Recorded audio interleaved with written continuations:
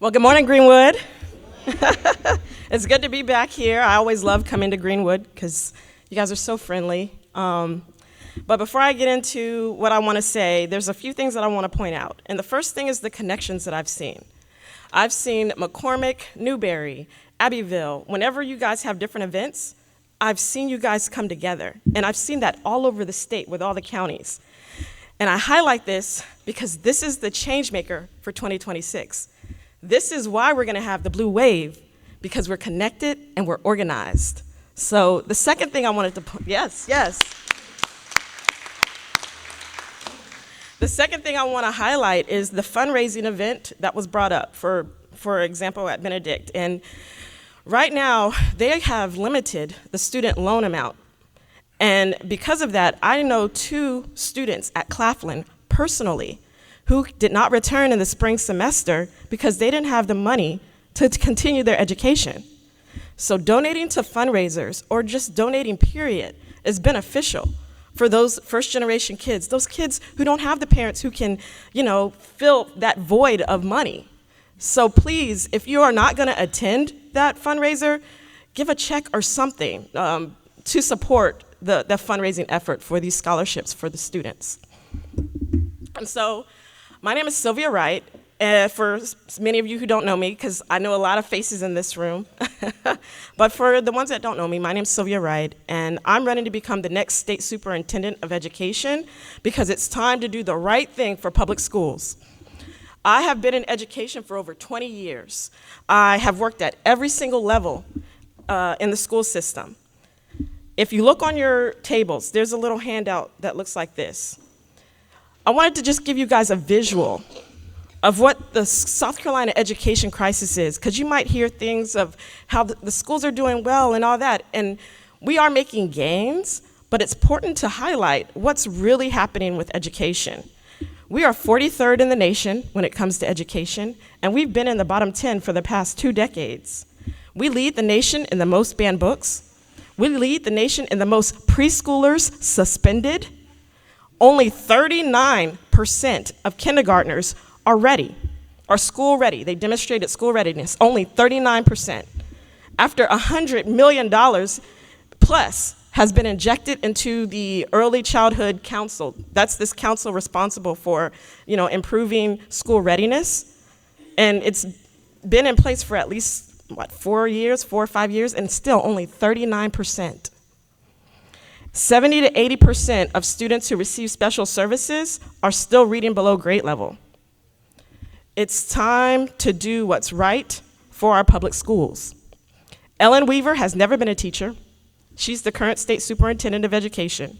She's never been a teacher. She's never even worked in the public school system. I am the best candidate for this position because I've worked at every single level in public schools in South Carolina. I've been in the trenches as a classroom teacher. I've been a department leader. I've been an instructional coach. I've been a school coordinator. I've been a district coordinator. I was a district coordinator. My last position, I was over curriculum and instruction over a middle school and a high school. And I actually resigned from that position to run full-time for this position for state superintendent because that's how committed and dedicated I am to making a change.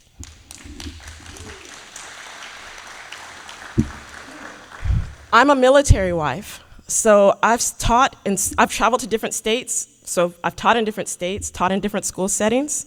I bring a global perspective to education in South Carolina. I'm also personally invested. My grandson will be entering into kindergarten in 2 years. I know, I can't believe it's been he's 3 years old. Because when I started this, I think he was 1.5, so I don't know where the time's gone, but I'm personally invested because I want my grandson to go to a school that will elevate his level of learning. Your children, grandchildren, nieces and nephews deserve to go to a school that will elevate their level of learning. This campaign for me is about fairness and equity. Every kid deserves a fair shot, no matter where they live. And that starts with early childhood education. Did you know 80% of a child's brain is developed by the time they're 3? But when do we start our focus on early childhood education? 3. 3, some areas maybe 4. But 80% of their brain's already developed. So my early childhood initiative will start at 6 months. We'll work with the parents, because the parents are the teachers first. We'll work with child care development centers, because, well, I would want to collaborate with other agencies and raise the pay, first of all, for the child care workers, and then give them that training that they need to teach kids how to learn through play, because they can learn through play, and also work with home daycares. And the model for this that I want to use is Miss Ruby's kids. And did you know there are over 800 occupations in South Carolina? But our students have no idea the possibilities that are out there for them.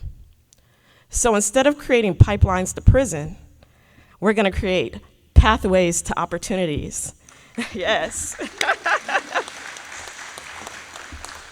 And the way that we're going to do this is, there's this initiative already that the State Department of Education is piloting, but the focus is in special education. And the reason why I know this is because as a district coordinator, what I did was I combined the logistics curriculum along with English 3, and then the teacher who took over that program, I didn't tell her what to teach.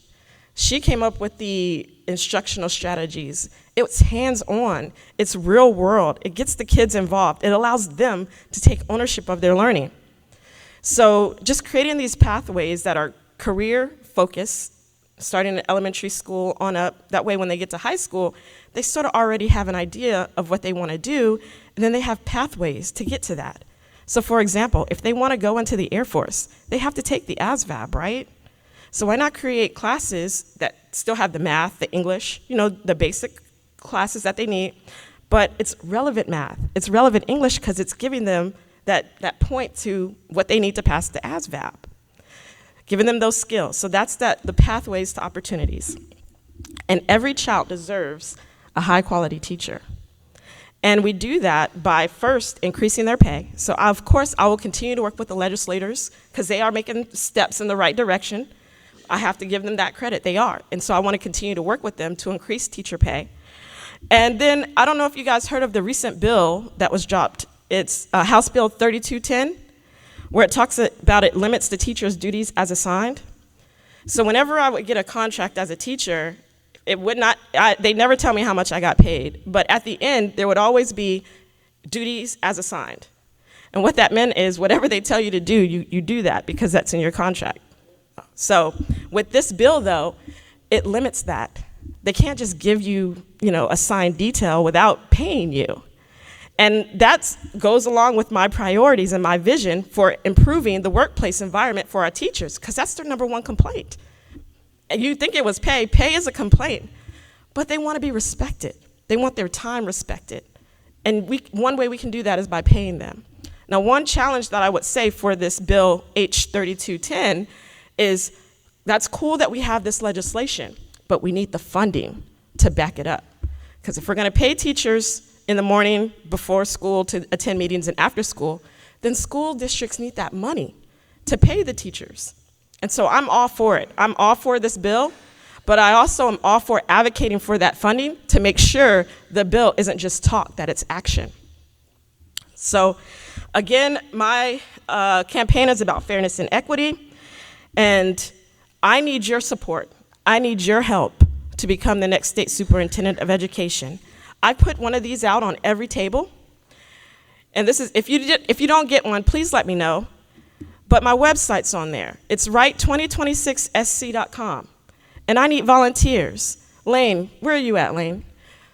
There's Lane. If you are interested in volunteering for my campaign, please go see Lane when when this is over and we're talking and all. But I need volunteers in this area.